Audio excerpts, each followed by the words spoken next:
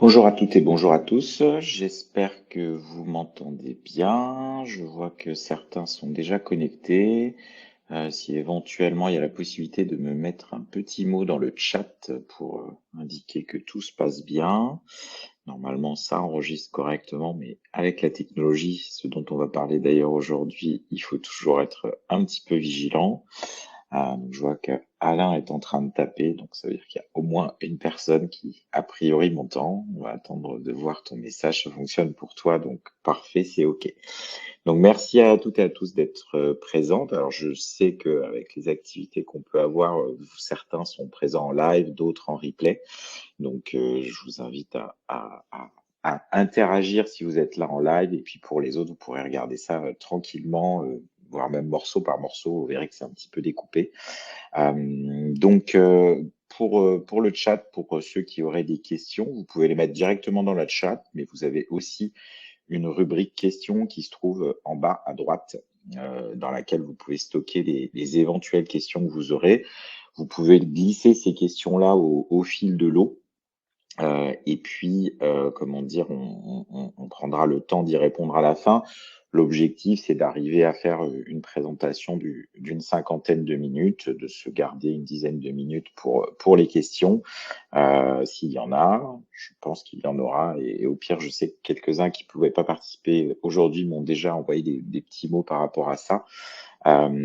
Et pour se quitter à 13h30 pour faire en sorte de pouvoir rentrer chez soi éventuellement quelques instants avant de repartir en consultation à 14h. Donc, je remercie avant d'attaquer VetHarmony qui m'a sollicité donc pour permettre à ses adhérents de s'acculturer, comme on dit, c'est-à-dire de progresser un peu sur ce que peut être l'intelligence artificielle en santé animale.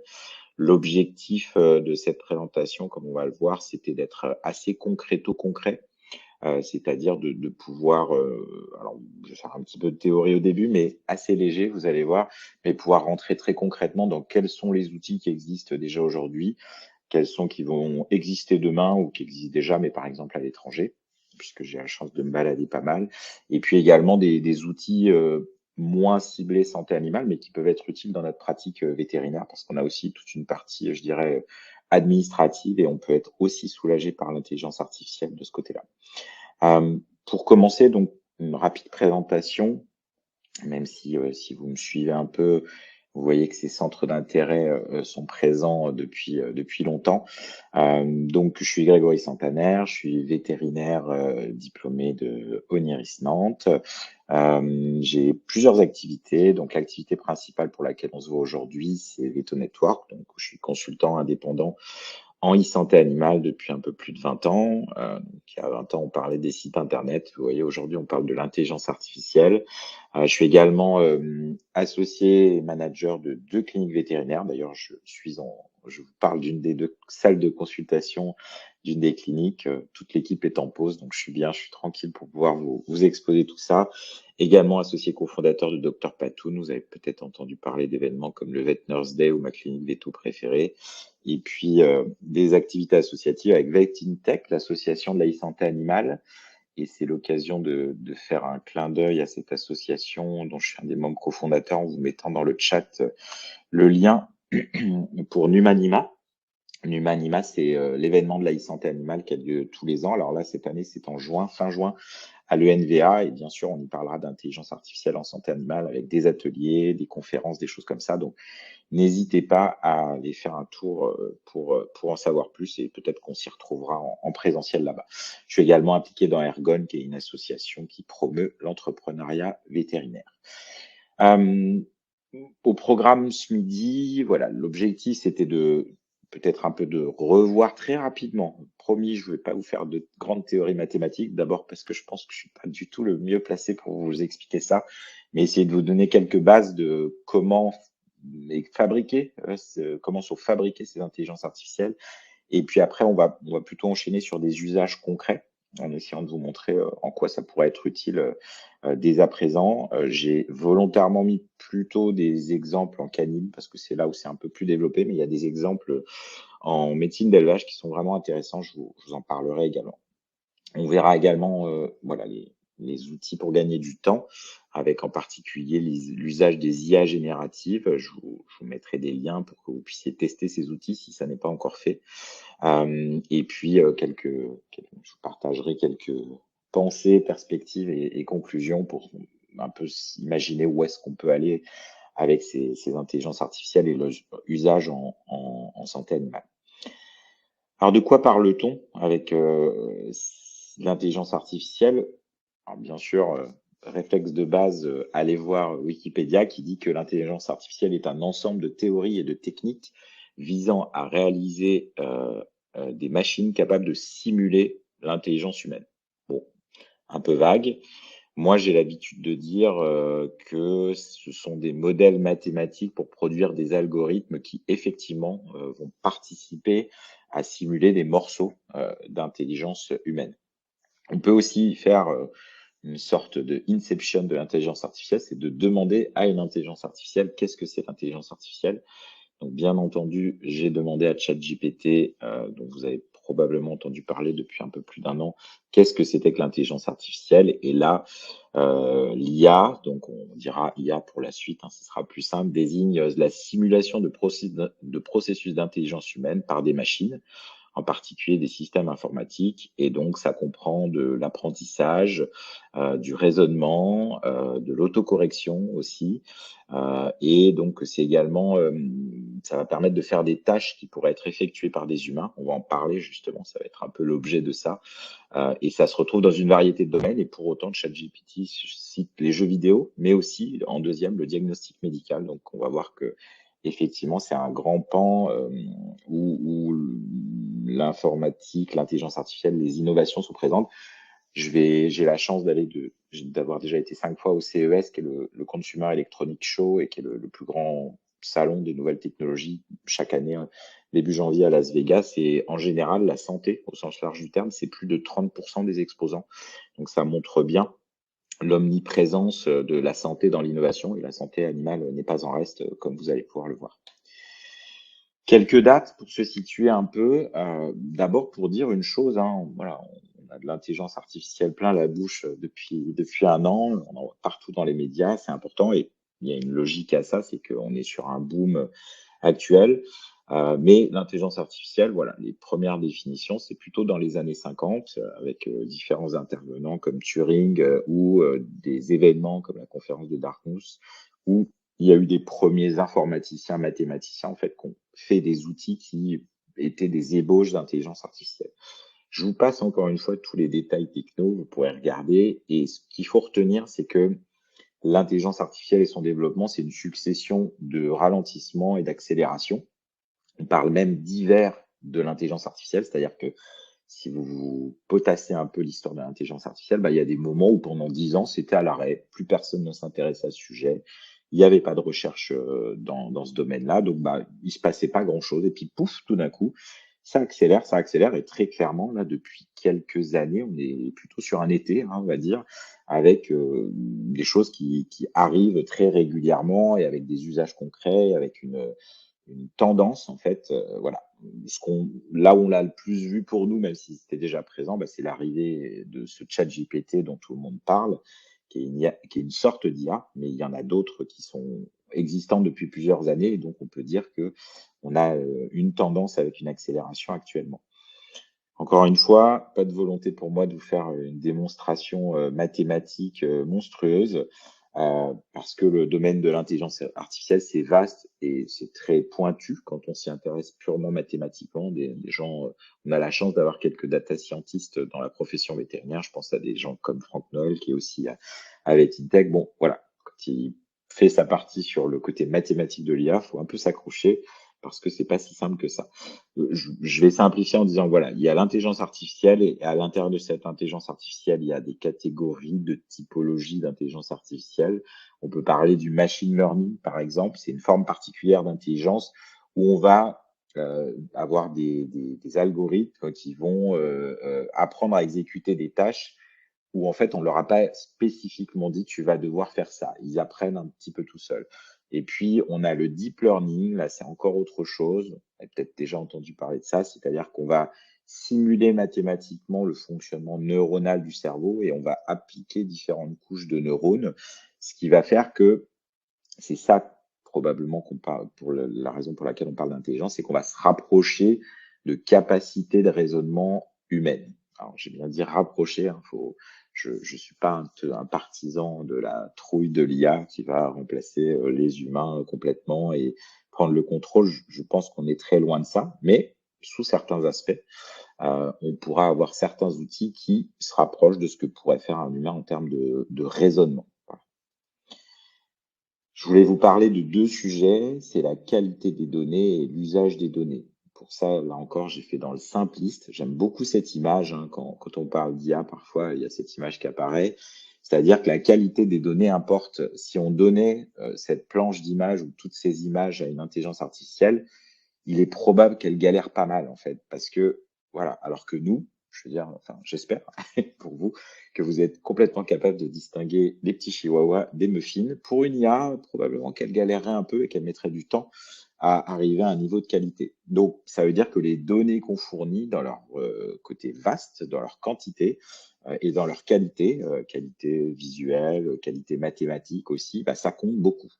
Ce qui compte aussi, c'est de faire attention à ce qu'on appelle les biais. Les biais, je vais vous donner un exemple très concret. La première fois que j'avais entendu ça, je m'étais fait ah oui, ok. Vous savez que dans les toilettes, un peu partout, il y a enfin, des appareils pour sécher les mains là, qui se déclenchent quand on passe les mains en dessous. Et en fait, quand ça a été inventé dans les années 80, pendant un temps, les personnes de couleur noire aux États-Unis qui présentaient leurs mains, en fait, n'avaient pas le droit de se sécher les mains. Alors, pas du tout question de ségrégation ou de choses comme ça, même si aux États-Unis ça pourrait exister. C'était simplement que les photos qui avaient été utilisées pour entraîner les appareils à détecter des mains étaient que des photos de personnes blanches. Donc, quand des mains noires se présentaient, c'était mal ou peu détecté. Donc, c'est ça les biais, en fait, hein, c'est la qualité des données qu'on fournit qui vont parfois influencer sur les résultats qu'on va pouvoir obtenir. Donc, alors nous, je dirais quand on nous présente des nouveaux outils en santé animale, compliqué de se dire, ben moi j'en sais rien des biais, je suis pas capable, on est souvent pas apte à mettre la tête dans le moteur, on va dire, pour voir comment il fonctionne. Donc, je dirais que dans ces cas-là, il faut rester scientifique. On a des outils comme la spécificité, la sensibilité, qu'on manipule déjà avec d'autres outils. Enfin, on a des valeurs, en tout cas des métriques, que ce soit un nouveau test ou des choses comme ça. Ben là, pour les algorithmes, ce que je vous invite à faire quand on vous présente un outil avec de l'IA, c'est tout de suite de demander est-ce qu'il y a des publications, est-ce qu'il y a des valeurs de spécificité, sensibilité, d'accuracy, comme ils disent, c'est-à-dire est-ce que ça marche, quoi, en gros. Donc ça, c'est une façon de rester scientifique par rapport à la qualité des données, la qualité des outils qu'on vous fournit. Et puis après, j'aime beaucoup ce petit schéma avec les Lego qui dit bien les choses, hein. Les données, vous pouvez en avoir beaucoup, elles peuvent être très mal rangées. Donc souvent, là aussi, la qualité d'un outil d'intelligence artificielle en santé animale qui vous est fourni, c'est qu'il y a des gens qui ont fait le boulot de, bah, ok, on a un gros tas de données qui est vraiment en bazar. Donc on va d'abord les organiser, enfin voilà, les séparer. On va ensuite les organiser. Ensuite, on va essayer de les mettre en forme pour que ce soit un peu digeste. Et puis, pourquoi pas, à partir de cette mise en forme, arriver à construire des nouvelles choses avec et même, pourquoi pas, des choses utiles au quotidien. Vous voyez, c'est Lego, là, j'aime vraiment beaucoup ce schéma qui dit bien les choses sans trop former de mathématiques. Donc, rappelez-vous de ça, on va dire, hein, en gros, pour résumer, l'IA, ça existe depuis longtemps. Là, on est dans une phase d'accélération, c'est pour ça qu'on en parle beaucoup. Il commence à y avoir des outils vraiment utilisables. Et puis, tout dépend vraiment beaucoup de la qualité et de l'usage des données. Et face à ça, voilà, la chose à retenir, c'est rester scientifique et demander des chiffres de type sensibilité, spécificité. On va passer maintenant à des choses beaucoup plus concrètes, hein. Si vous avez des questions sur ces aspects théoriques, surtout n'hésitez pas à les mettre dans le chat ou comment dire en question.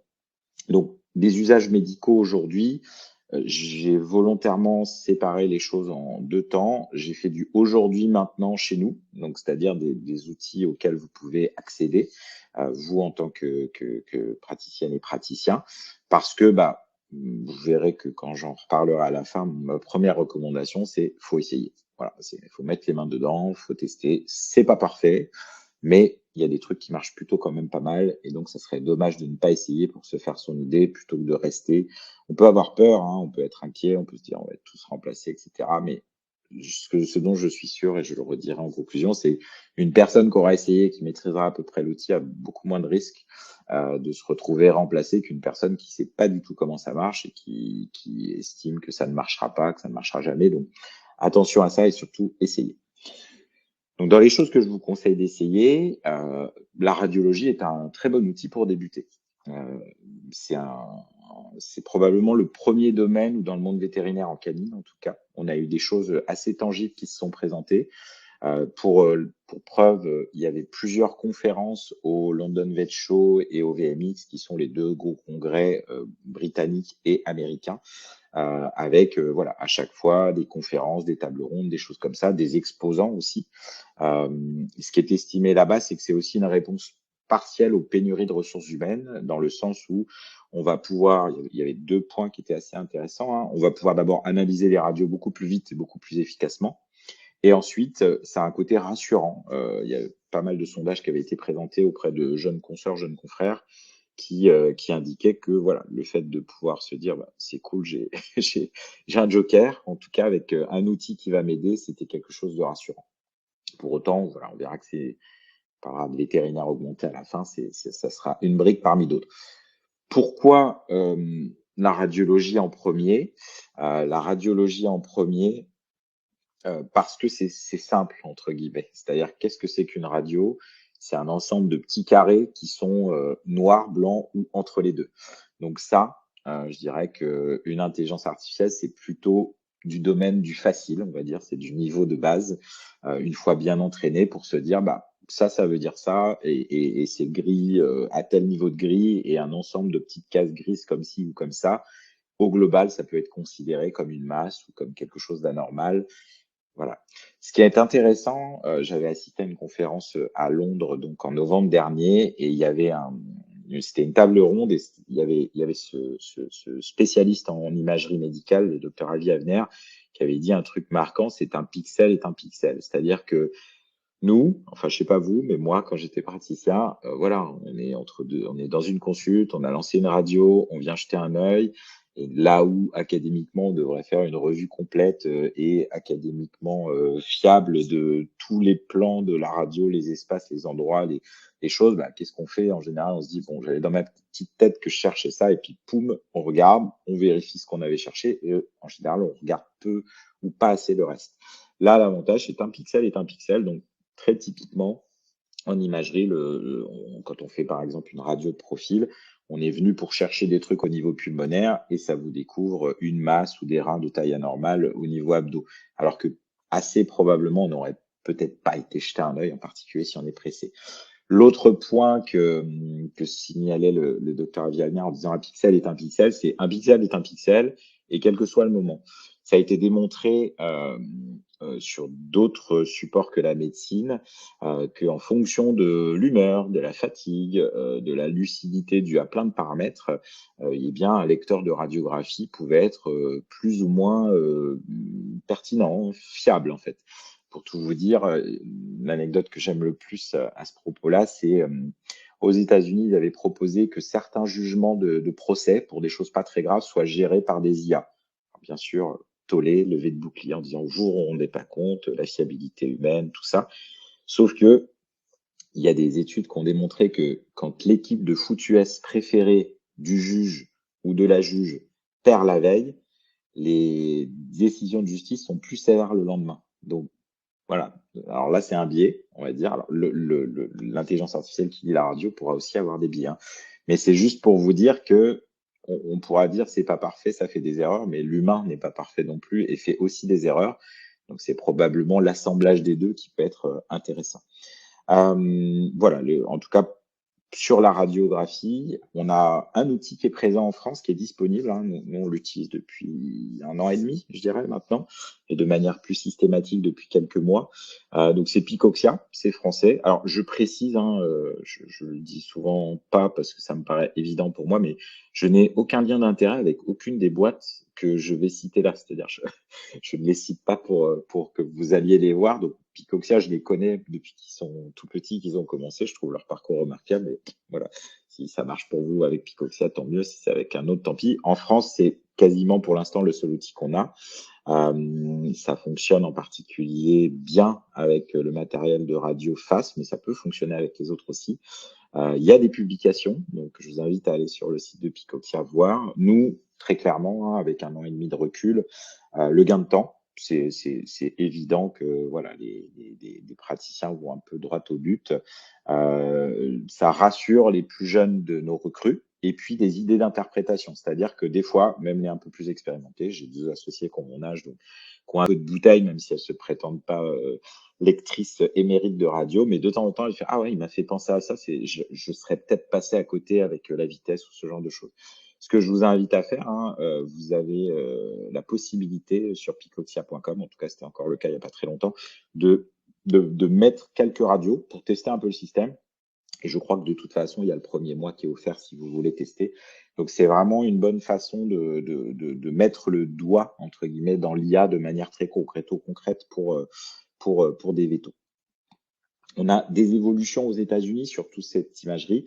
Donc, il y a d'autres acteurs. Je pense à SignalPet, qui est aussi le gros acteur qui existe aux États-Unis et qui est en train de venir en Europe via IVC Evidentia en Grande-Bretagne.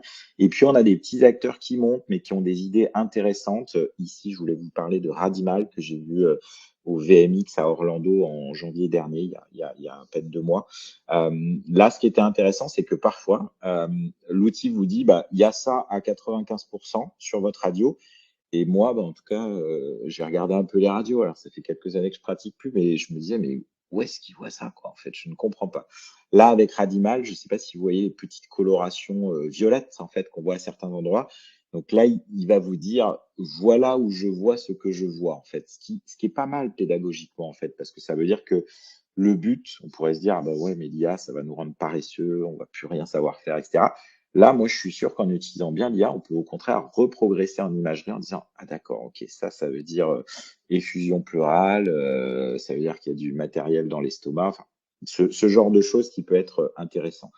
L'autre chose qu'on voit dans l'évolution des solutions d'IA en imagerie médicale, c'est l'appel à un ou une amie, c'est-à-dire de manière assez systématique, les sociétés qui proposent ça évoluent ensuite vers un système où c'est d'abord une analyse par IA, et ensuite, si d'aventure on veut vraiment pousser plus loin parce qu'on a des doutes, parce que c'est un cas qui nous semble complexe, on peut envoyer en fait, ou plutôt même un spécialiste en imagerie, contre rémunération bien sûr, viendra analyser avec ses compétences de spécialiste les radios qui ont été réalisées. Donc on a comme ça un parcours de radio qui se dessine, qui est quand même assez changeant et qui au final aboutit à une chose évidente, c'est que les animaux seront mieux dépistés, mieux soignés sur les radiologies. L'autre sujet très concret dont je voulais vous parler, et à la limite, il est apparu vraiment de manière concomitante. Moi, je l'ai vu apparaître, je pense que les premiers outils que je vois, c'est en 2021 à Londres, je pense, avec de la télécytologie assistée par IA. Alors, qu'est-ce que je veux dire par là? Pour ceux qui sont pas familiers des solutions qui existent en France, c'est des outils d'aide au diagnostic qui vont simplement lire les lames. Alors, il y a différentes entités qui existent que j'ai pu voir, Scopiovet, Antec, Vetcan Imagist et Schiavio. En France, on a déjà le VetScan Imagist de Zoetis qui est présent, je vais en parler quelques temps après.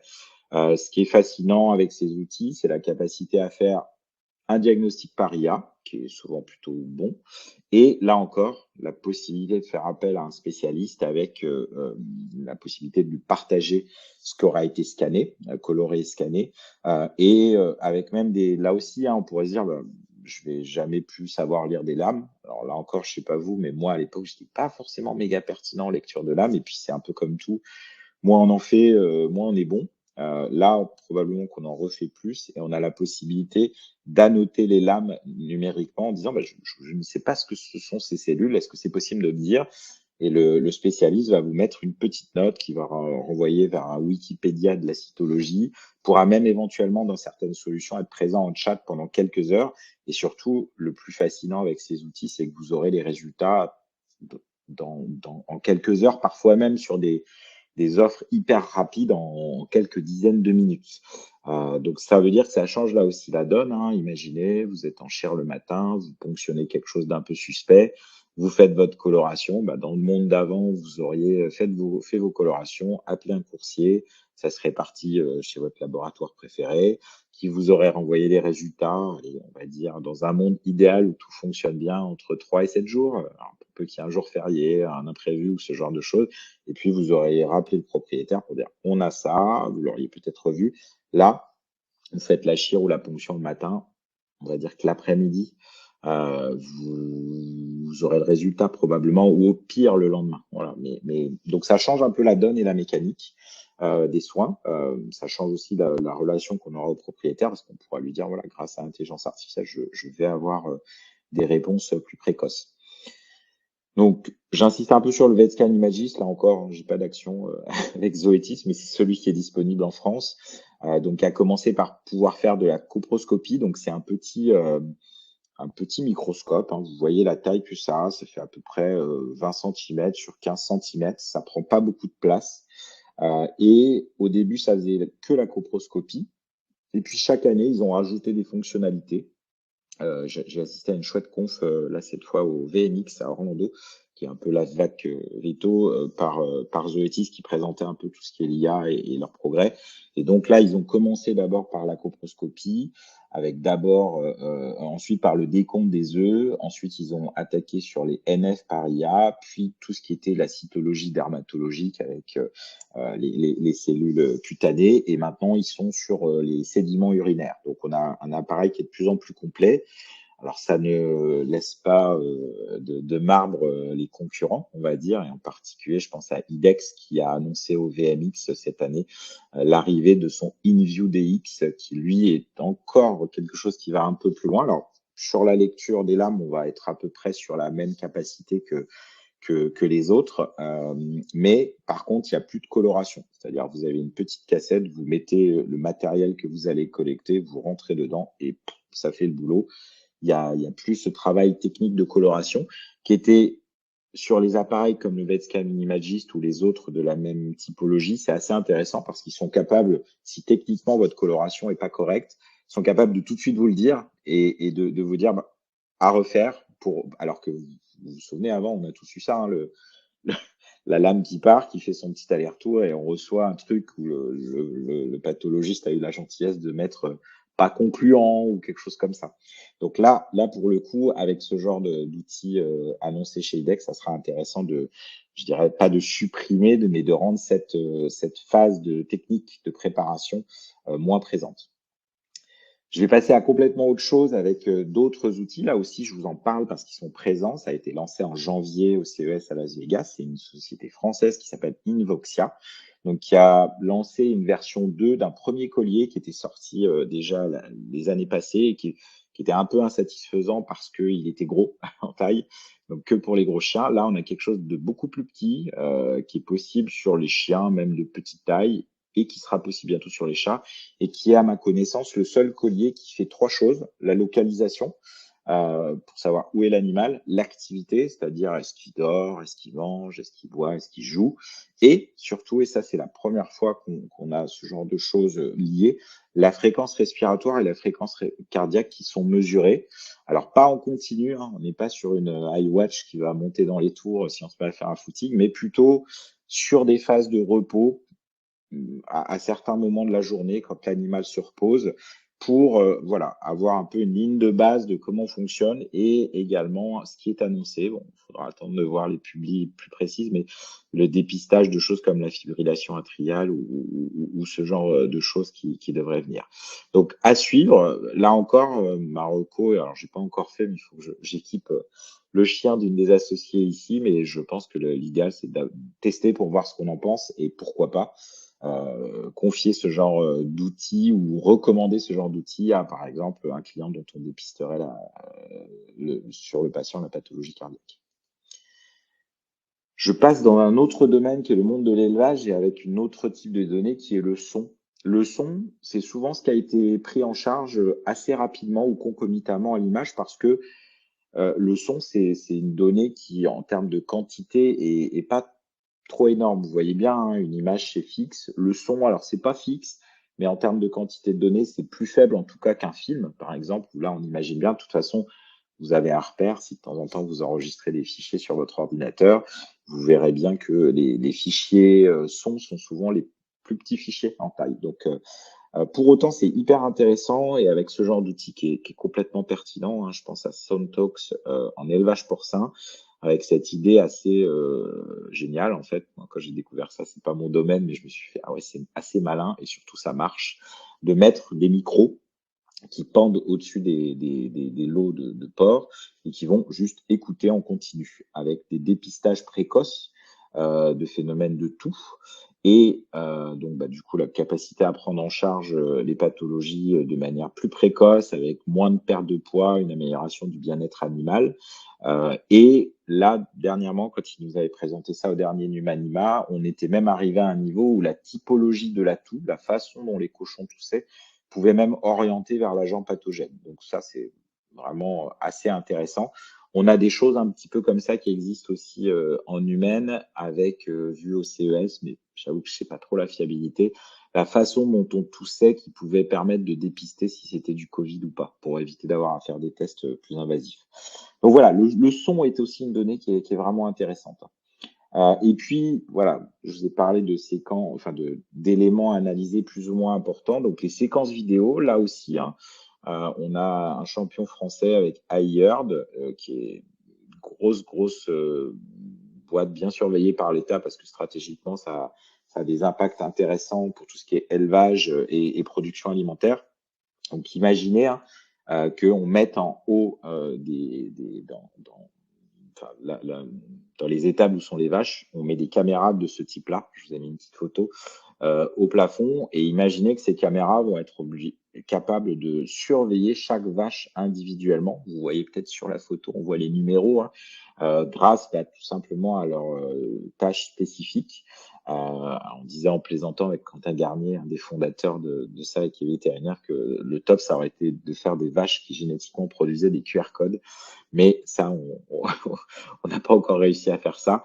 Donc, ce qui est intéressant avec iHeart, ce sont des outils, on va pouvoir beaucoup soulager l'éleveur et informer le vétérinaire avec la capacité à dire, bah, voilà, telle vache, si elle reste trop longtemps dans telle zone ou si elle reste trop longtemps immobile, je veux être alerté. Si il y a tant de vaches, il y a trop de vaches dans telle zone, parce qu'on peut dessiner des zones, je veux être alerté. Donc, on a vraiment comme ça la capacité à suivre de très près et très finement sans avoir le nez sans arrêt sur son élevage, mais en pourrant être alerté quand il y a besoin, quoi, en fait. Euh, Ça, c'était pour les outils d'aujourd'hui. Donc, tous les outils que je vous ai montrés là, si vous voulez, vous pouvez y accéder maintenant. Que vous soyez en canine ou en élevage, vous pouvez les acheter, vous pouvez les utiliser. Donc, j'ai voulu ensuite vous montrer des outils qui sont existants, mais qui sont soit à l'étranger, donc pas encore disponibles chez nous, même s'il y en a certains qui sont en approche, soit qui sont existants académiquement, mais qui n'ont pas encore passé le cap de devenir des outils d'usage courant, mais qui sont pas loin. Donc, je voulais vous en parler. Certains, je les aborderai un peu vite pour aussi pas perdre trop de temps parce que je vois que le temps file. Donc, dans les initiatives à l'étranger, la première dont je voulais vous parler, c'est Wisepet. Wisepet, c'est un stéthoscope qui va écouter les bruits cardio-respiratoires et qui, à partir d'algorithmes de dépistage, va permettre d'anticiper en fait la détection de certains souffles cardiaques. Donc on va avoir voilà la promesse est d'arriver à anticiper jusqu'au stage B1 qui plutôt que d'attendre qu'il y ait des signaux cliniques, on va dire. J'ai pas, ils n'avaient pas de publication à présenter, mais c'est fait par des Coréens, c'est assez sérieux. Ils ont toute une gamme de produits aussi en humaine où là il y a des publications. Donc à suivre de près, mais ça existe en humaine. Hein. Je crois que c'est MyStat ou quelque chose comme ça. C'est des Indiens que j'avais vu là aussi sur un congrès où très clairement demain, systématiquement, l'auscultation qu'on fera sera enregistrée d'une façon ou d'une autre et pourra être partagée ou transmise. Vous avez aussi un outil qui s'appelle Cardiax en France, qui n'est pas tout à fait un stéto simplifié, mais qui peut prendre des paramètres cardiaques en consultation et les analyser. Donc, voilà pour ce genre d'outil qui n'est pas encore tout à fait accessible, encore que je pense que si vous allez sur le site de Wisapet, et que vous passez une commande, vous pourrez probablement avoir ce genre d'outil. Les données biologiques, c'est aussi quelque chose qui est assez intéressant. Je vous en ai pas trop parlé jusqu'à présent. On était sur de l'image, du son, de la vidéo. Les données biologiques, ce qui est intéressant, c'est qu'en fait, on en collecte déjà beaucoup. On fait tous des bilans sanguins assez régulièrement. Et j'avoue que la première fois que j'ai vu ça, c'était en 2017. Donc, vous voyez, des fois, ça met du temps, ou 2018, je sais plus. Enfin bref, c'était au Texas, au Veterinary Innovation Summit, et c'était Mars, qui a beaucoup d'investissements dans l'intelligence artificielle en santé animale, qui avait présenté cette étude-là, qui montrait que ils avaient en fait les données de 150 000 chats. J'essaye de vous simplifier, hein. Ils avaient les données de 150 000 chats. Ils avaient fait travailler des algorithmes pour essayer de dépister des tendances sur ces 150 000 chats, enfin sur une partie de ces 150 000 chats. Et à partir de l'analyse de données assez simples en fait à obtenir, comme l'urée, la créatinine, la densité urinaire, le pH urinaire, les protéines urinaires, une ENF et l'âge de l'animal.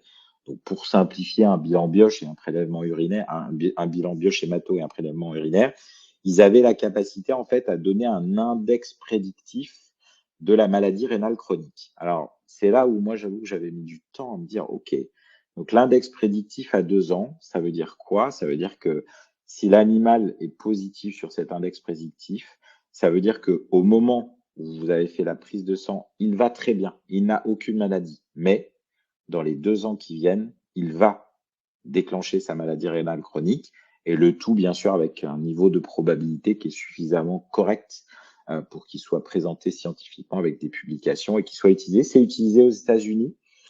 C'est proposé par le laboratoire Antech, qui appartient lui aussi à Mars Petcare. C'est utilisé aux États-Unis depuis 2 ans maintenant, donc avec la capacité voilà, à dépister le futur quelque part, on va dire. Alors je vous avouerai que c'est perturbant parce que qu'est-ce qu'on va faire avec ces animaux pour lesquels on va dire au propriétaire, votre animal va être malade dans 2 ans. Là, aujourd'hui, tout va bien. Alors, probablement, ce ne sera pas inintéressant non plus, hein, parce qu'on mettra en place des protocoles, je dirais, de surveillance un peu plus près, en se disant, de toute façon, dans les 2 ans, on sait que ça va débuter. Donc, autant être prêt, que ce soit des surveillances light, hein, comme surveiller la PUPD à domicile ou des choses comme ça, ou peut-être des prises de sang un peu plus fréquentes pour surveiller une éventuelle accélération de quelque chose dont on sait que ça va arriver. Les données biologiques, ça peut être aussi des défis diagnostiques, hein. Bon, je sais pas vous, mais voilà, j'ai fait un peu de médecine interne en mon temps, et il y a certaines maladies, c'est pas simple en fait. On suspecte qu'on passe à côté. Quand on en trouve un, d'ailleurs, on est souvent assez content. Je pense à des choses comme la maladie d'Addison. Et là, vous avez des publications hein, qui avaient été faites en 2020, donc ça commence à remonter. Et je pense que les algorithmes vont pas tarder à arriver dans nos machines d'analyse, type IDEX, Fuji ou autres, avec un algorithme ici entraîné à l'université de Davis, par exemple, en Californie, sur 1000 chiens seulement. Donc, il n'y a pas besoin d'avoir beaucoup. À partir d'un bilan sanguin et d'une ENF, la capacité, avec une très bonne sensibilité, spécificité, de dire il y a probablement une maladie d'Addison qui traîne derrière tout ça. Donc l'intérêt, c'est, vous imaginez bien, vous lancez un bilan bioschémato classique et pouf, vous n'étiez pas du tout parti pour un Addison, et peut-être dans certains cas, et avec une bonne sensibilité spécificité, ça vous allumera un petit truc sur l'écran qui vous dira, faites comme vous voulez, mais nous, en tout cas, enfin l'algorithme dit que ça mériterait d'être creusé au niveau de cette maladie. Donc ça, c'est vraiment le futur de comment ça va se passer au niveau analyse sanguine, avec des alertes qui nous seront faites, et après, libre à nous de prendre ou de ne pas prendre, hein, mais des alertes qui nous seront faites sur ça.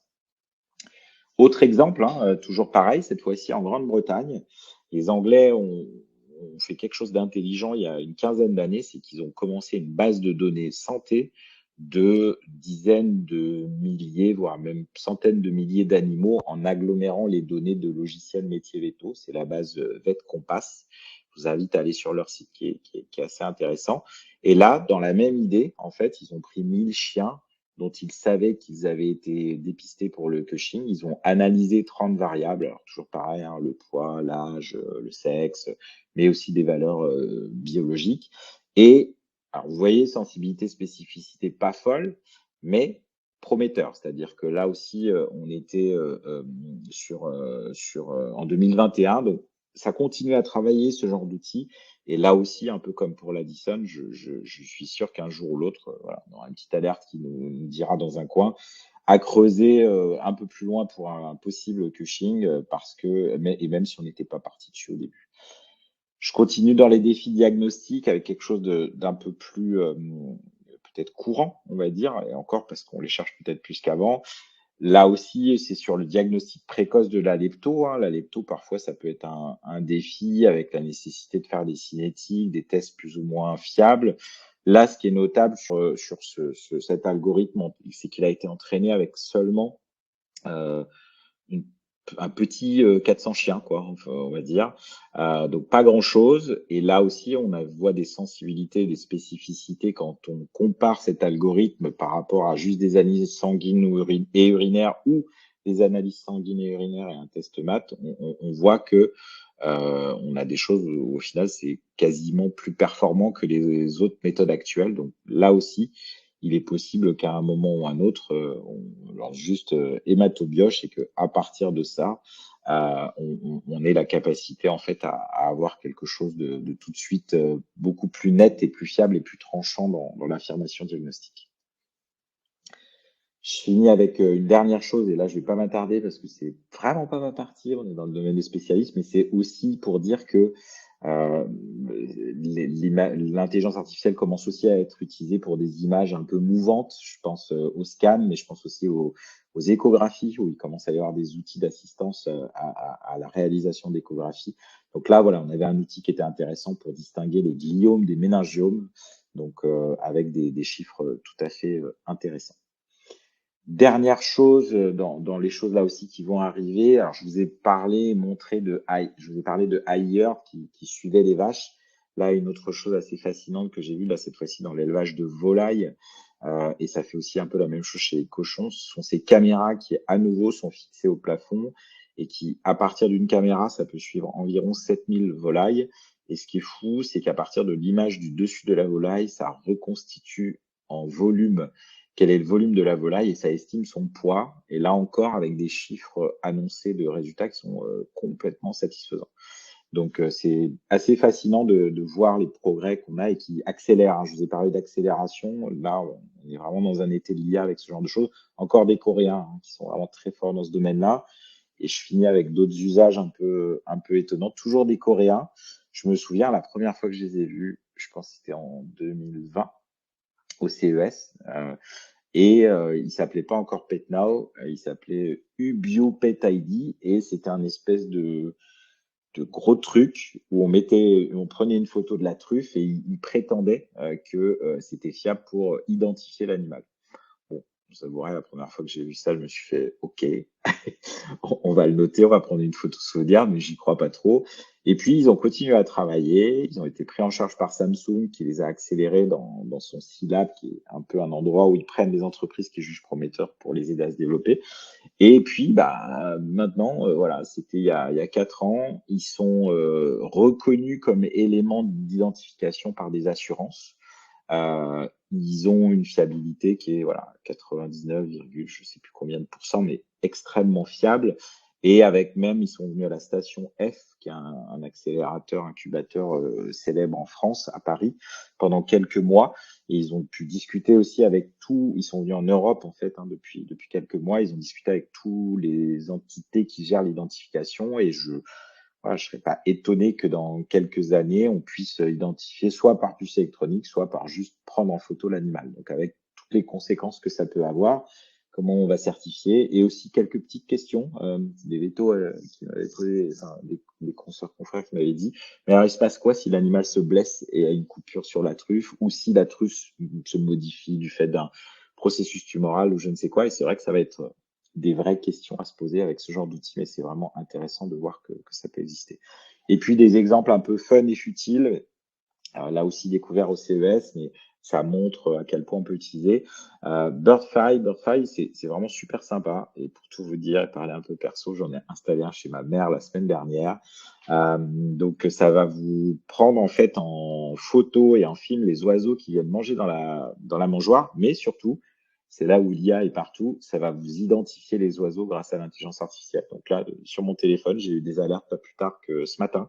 Il y a une petite mésange bleue qui apparemment est la même depuis plusieurs jours, qui a l'air d'avoir compris le truc, qui vient. Et là, dans le même ordre d'idée d'IA un peu partout, je vous présente Flappy, qui est une chatière pour chat suisse. C'est des Suisses, ils sont pas très loin. Et là, ça va sortir sur le marché là maintenant, et qui part de l'idée que les concepteurs en avaient marre que leur chat leur ramène des oiseaux ou des souris en cadeau. Donc, ils ont intégré une caméra à la chatière pour faire en sorte de dépister quand le chat était porteur d'une souris ou d'un oiseau et lui interdire l'accès.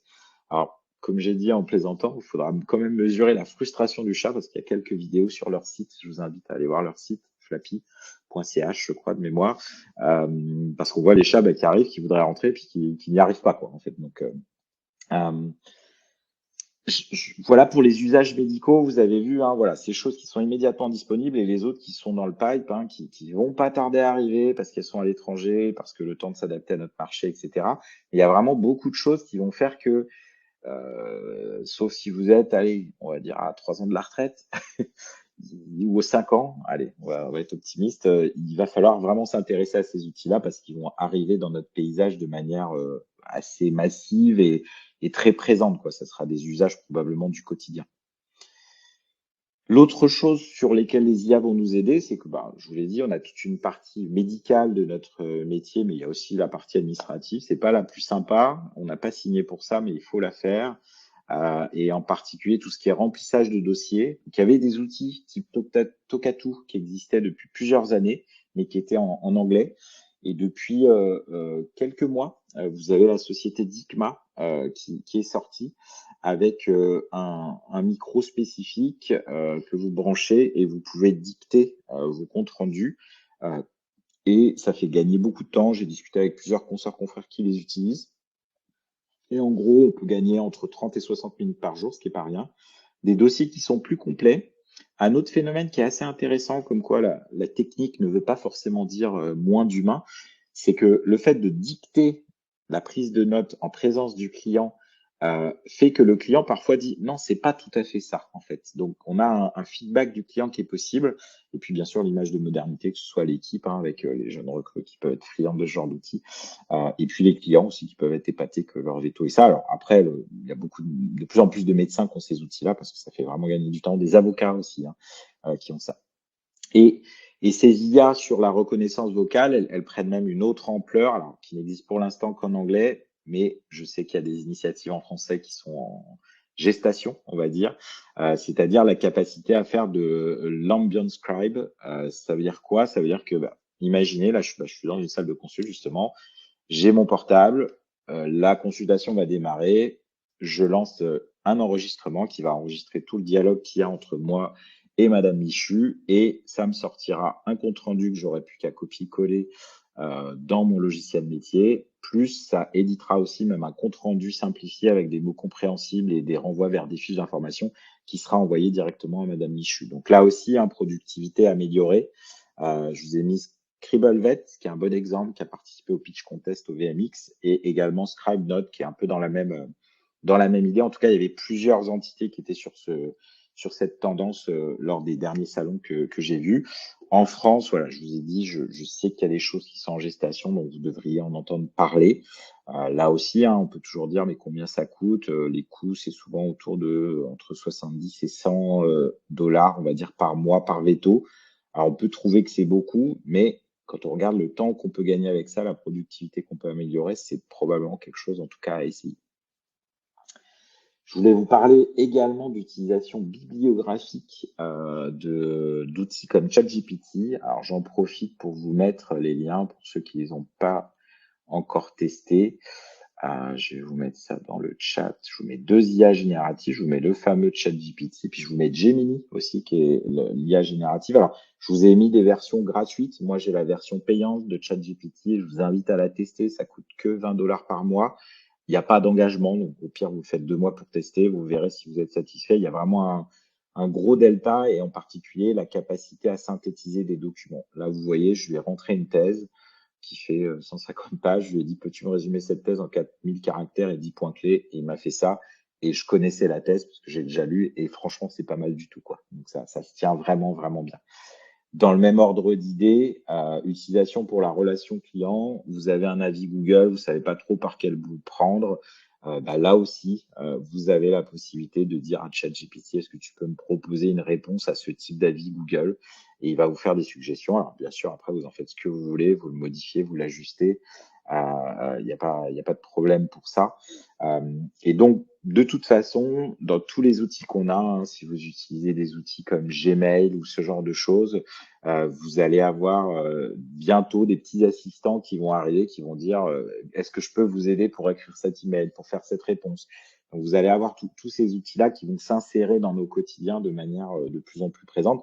Donc vraiment, je vous invite, je vous ai mis ça, je vous ai dit dans le chat, je le remets au cas où certains n'auraient pas vu. Testez-les, voilà, si c'est pas déjà fait, testez-les, c'est vraiment utile et intéressant. Je vais en venir un peu à une forme de conclusion parce qu'on arrive un peu au bout. Alors, je répète, hein, si vous avez des questions qui vous viennent, n'hésitez pas à les mettre dans la rubrique questions ou dans le chat. On pourra en parler dans quelques minutes. Et je vais en arriver un peu à vous partager quelques pensées par rapport à cette IA en santé animale.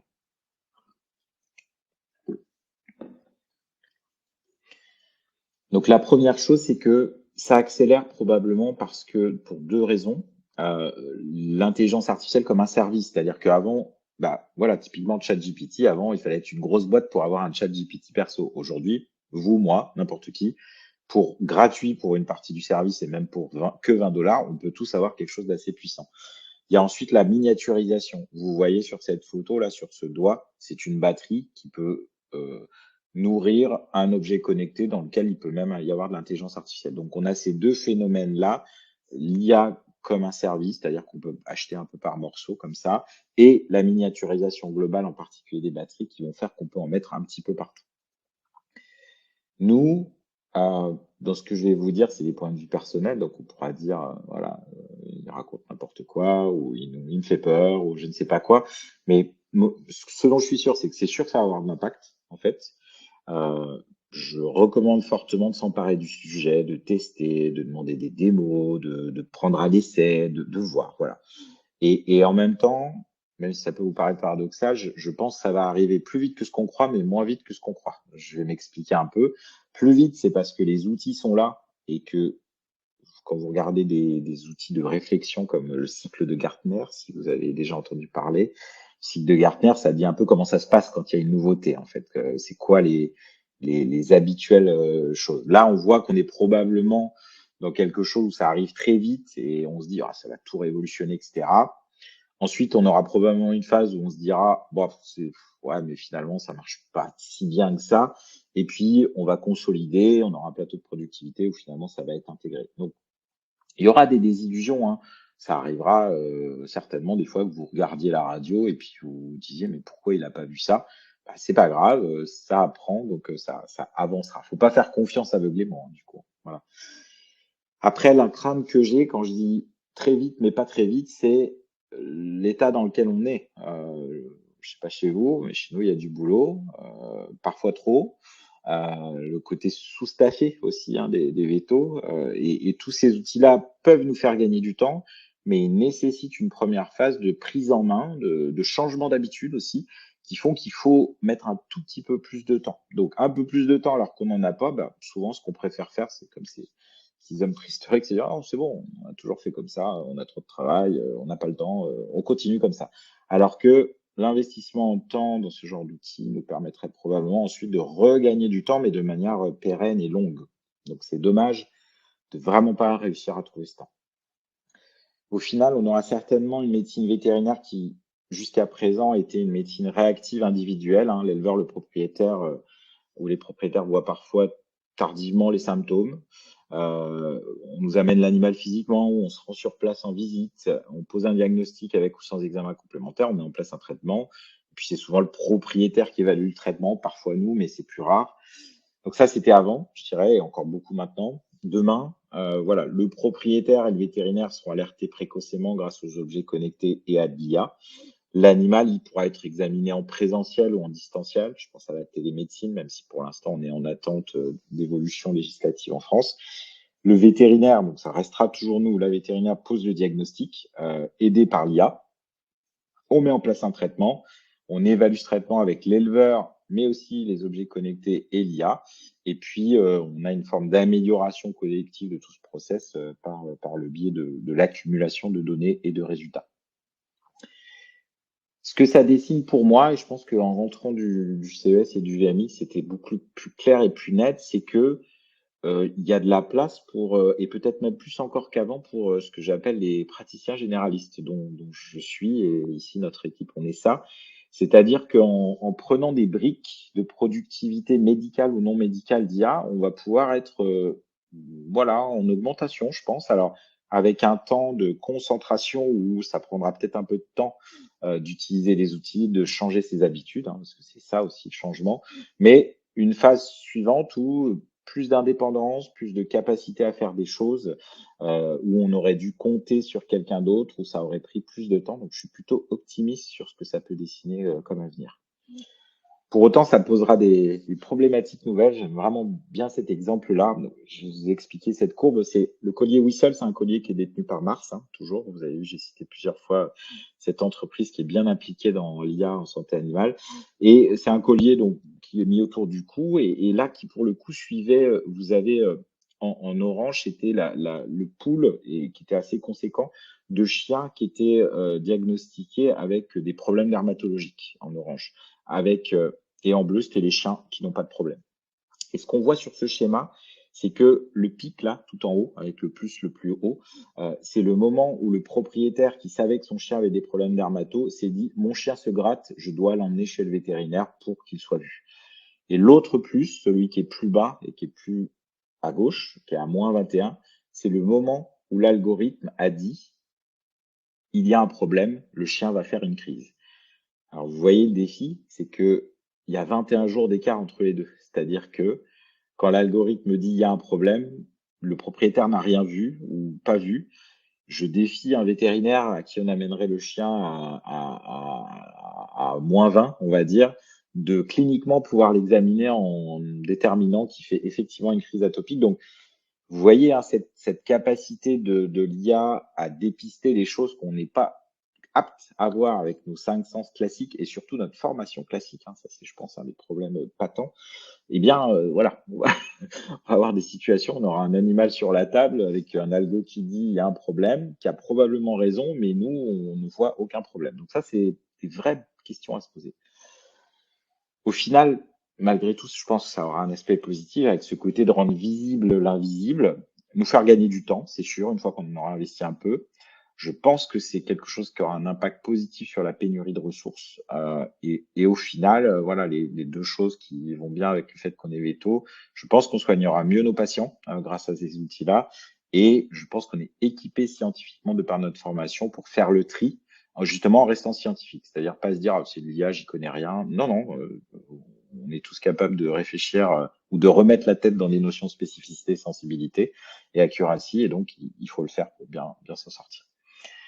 Je vous remercie pour votre attention. Je remercie ceux qui étaient en replay, qui ont pris le temps de regarder ça, probablement un soir ou peut-être dans la voiture. J'ai entendu ça la dernière fois qu'il y avait beaucoup de gens qui, surtout les ruraux qui se déplacent ou les mixtes, qui mettaient les webinars en fait sans image, avec juste le son. Donc j'espère que ça vous a plu. Aussi pour ceux qui étaient en replay, je vous mets dans le chat, comment dire, des liens également pour toutes les ressources Veto Network, hein, que ce soit les replays des webinars.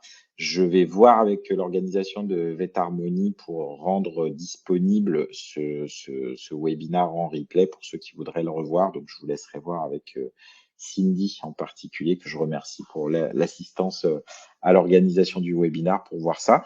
Et puis, bah, est-ce qu'il y a des questions? Là, je vois que vous êtes alors pas très nombreux en live, mais peut-être ceux qui sont présents ont une ou deux questions. Je vous laisse voir ça, me dire s'il y a des questions. Moi, je sais que souvent, effectivement, une des questions qu'on me pose, c'est et ça va me prendre du temps d'analyser ces données, de comprendre. Alors, je fais comment? Alors, moi, ce que je dis toujours, c'est j'ai tendance à dire qu'on va devenir pour moi data manager, entre guillemets, c'est-à-dire gestionnaire de données, et que ça doit valoir de l'argent. Donc, ça veut dire quoi? Ça veut dire que nous, par exemple, je peux vous donner un exemple concret, on pose des capteurs de glycémie connectés.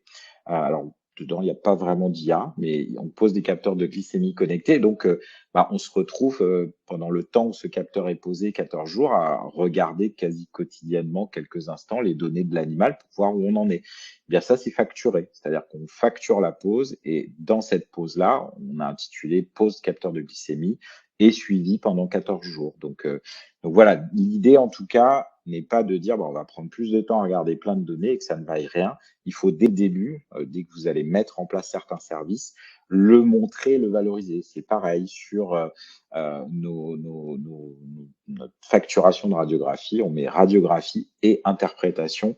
J'ai pas encore rajouté avec IA intégré, mais il faudrait que je le fasse. Il ne faut pas que ça fasse trop long sur mon logiciel. Mais vous voyez l'idée, donc sur le côté valorisation, je pense qu'on peut s'en sortir, mais il faut prendre le pli dès le début. Donc, s'il y a d'autres questions pour ceux qui sont là, n'hésitez pas, allez-y. Sinon, je sais que on m'avait également posé une autre question qui était sur le fameux collier connecté là de Invoxia. Donc, il est assez sur sa taille en fait. Est-ce qu'il est supportable? Il prévoit pour le chat, donc normalement ça doit passer. Alors même si l'algorithme de dépistage pour le chat n'est pas encore comment dire activé, va sortir un peu plus tard. L'autre point qui m'avait été posé sur ce collier, c'était sur le côté géolocalisation. Comment ça marchait? Alors attention, ça n'est pas une technologie GSM, c'est une technologie via un autre réseau qui est avec des bornes plus distantes. Alors normalement, ça marche plutôt pas mal, mais sur leur site, en tout cas il y a encore quelques temps, on pouvait tester si on avait une adresse, donc essayer quand même de faire l'essai.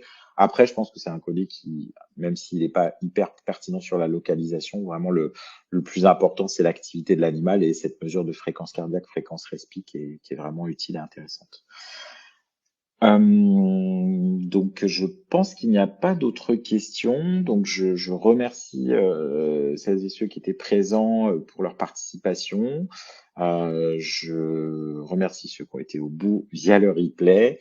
Et puis, je vous donne rendez-vous prochainement pour d'autres sujets sur l'IA, sur ces choses-là. Et si oui, je vous remets, si vous êtes resté jusque-là, dans le chat, un petit lien vers le lien pour s'inscrire et s'informer sur Numanima. Donc, Numanima, l'événement de l'e-santé animale par VetIntech, l'association de l'e-santé animale, 26 et 27 juin à l'ENVA. Donc, c'est assez central, tout le monde peut accéder. Et bien entendu, pendant une journée et demie, on parlera quasi tout le temps d'IA parce que c'est le gros sujet de l'e-santé animale et qui va bouger notre profession dans les mois qui viennent. Merci à toutes et merci à tous. Et puis, à une prochaine. Au revoir.